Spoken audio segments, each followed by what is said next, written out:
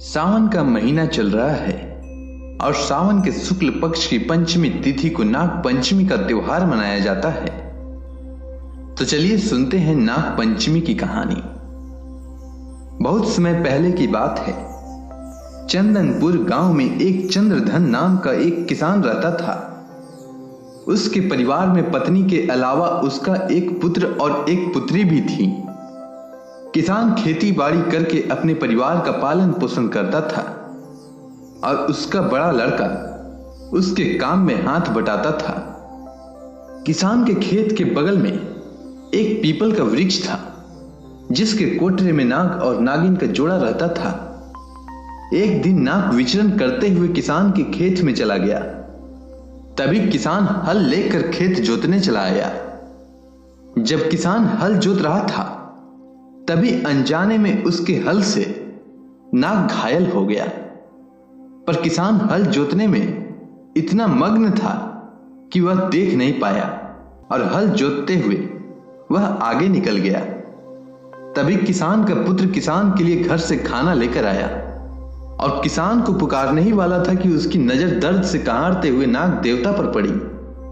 वह फट से दौड़ते हुए गया और नाग देवता को गोद में लेते हुए बोला, अरे नाग देवता, आप तो काफी घायल हो गए हैं। इतना कहते हुए किसान के लिए लाए हुए पानी का छींटा नाग देवता पर छिड़का और अपने पिता को आवाज लगाते हुए बोला, पिताजी खाना ले आया हूं, खा लो और मैं कुछ जरूरी काम से घर जा रहा हूं।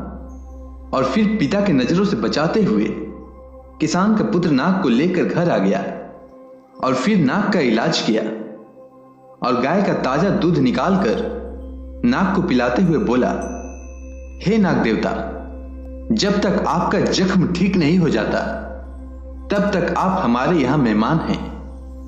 जख्म ठीक होने के पश्चात आप अपने घर चले जाना।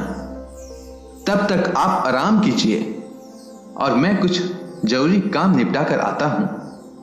इतना कहते हुए किसान का पुत्र कमरे से बाहर निकल गया। उधर नागिन नाग का राह देखते देखते थक गई।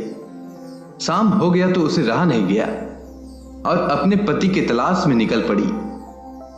और जैसे ही नागिन किसान के खेत के रास्ते से गुजर रही थी कि उसकी नजर खून से सनी मिट्टी पर पड़ी तो गुस्से से लाल होकर मन ही मन बुदबुदाई कि लगता है किसान और उसके बेटे ने मेरे नाग को मार दिया है।